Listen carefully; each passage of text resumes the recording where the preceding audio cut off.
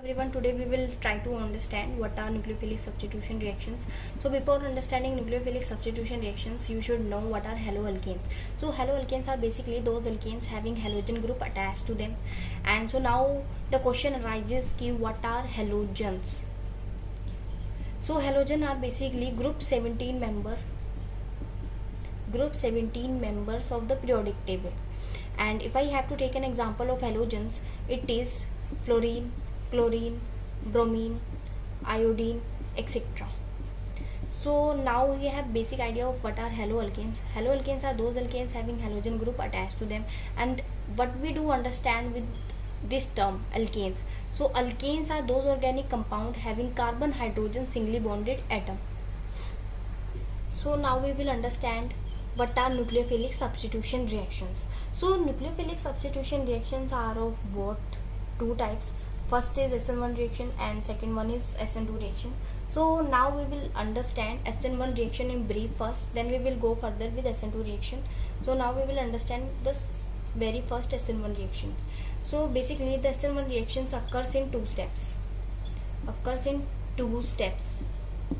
So basically what happens in SN1 reaction, for example, this is our nucleophile and we have taken this haloalkane. So this bond will break down between the R group and the X group of the haloalkane. What is this X group in haloalkane? This X group is halogen.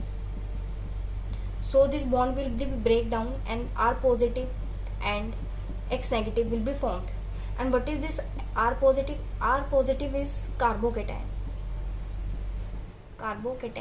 So here the formation of carbocation takes place, which means there is possibility of rearrangement. So what I was telling, that this carbocation formation takes place. So wherever there is formation of carbocations takes place, there is rearrangement possible. Okay, this is our first step where the bond between R and X is broken down. So in the next very step, this carbocation, which is act as electrophile, will react with this nucleophile. It means this nucleophile will attack on this carbocation R positive and the formation of RNU take place. So here basically the two steps are written. In the very first step, this bond will be break and R positive and X negative will be formed, and I have told that this is our carbocation. This carbocation is electron deficient, so it will search a compound having electrons. Like this is a nucleophile, this have density of electrons, it means it is electron rich, and this is electron deficient. So it will attack on the carbocation. It will donate its electrons to the carbocations because carbocation is here electron deficient, and RNU will be formed. So these are our two steps which is formed in SN1 reaction, and this is slow step and this is our fast step. Why this is fast step and this is slow step? The reason is कि it will take time to break this bond and R positive and X negative will be formed, but it will not take time for the nucleophile to attack on this carbocation because this nucleophile wants to donate its electron and this carbocation wants electron. So this is our fast step and this is our slow step, and we know that the slow step is rate determining step. So here we can write Rx gives R positive plus X negative. This is slow step. So this is our rate determining step because the slow step is rate determining step. So now how we will write the rate of reaction? The rate of reaction is directly proportional to the concentration of the reactant. So what is reactant in the slow step? The reactants is haloalkane. So I will write the rate of reaction is directly proportional to the concentration of haloalkane. So if the question have provided me that I have changed the concentration of nucleophile, or can say that the concentration of nucleophile is increased, what will be the effect on the rate of reaction of SN1 reaction? So I will write it कि there will be no change. There will be no change in the rate of reaction, if I would change the concentration of nucleophile, but if I change the concentration of this haloalkane, then our rate of reaction will also change, because rate of reaction is directly proportional to the concentration of haloalkane.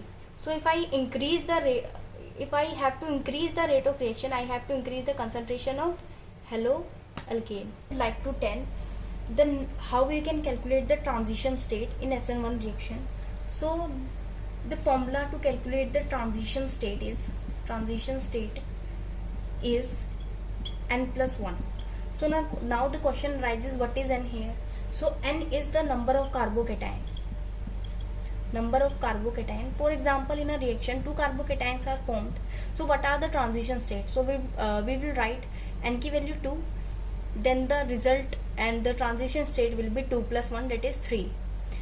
And now this is the very important topic, very important point to be noted in SN1 reaction, that is the alkyl halide which can form stable carbocations give SN1 reaction. The order for the stability is 3 degree, then 2 degree and 1 degree. It means that 3 degree carbocation is very much stable than 2 degree cation and the 1 degree cation. If 3 degree carbocation is formed, then the SN1 reaction will take place preferably. So I just have told you that 3 degree carbocation is very much stable than 2 degree and then 1 degree carbocation. So wherever there is formation of stable carbocation, there is SN1 reaction taking place. So I have taken these examples, first one, the second one and the third one. We have to tell that whether the SN1 reaction will take place or SN2 reaction will take place. So here if I checked, if the Cl will be removed, the 3 degree carbocation is formed. So basically it will prefer SN1 reaction. And now if I talked about this compound, if the Cl will removed, then 1 degree carbocation is formed.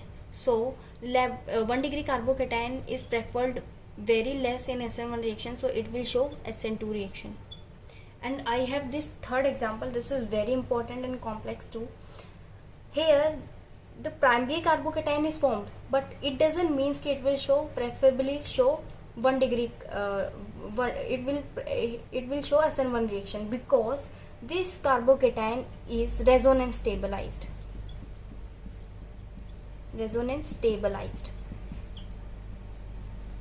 In fact, this is our 1 degree carbocation, but this will show SN1 reaction. Why? Because this is resonance stabilized. This bond will comes here and the positive charge will come here, and after that this double bond will comes here and the positive charge come here. So it means it is resonance stable, but it is primary carbocation also, but it will show SN1 reaction. Why? Because it is resonance stable.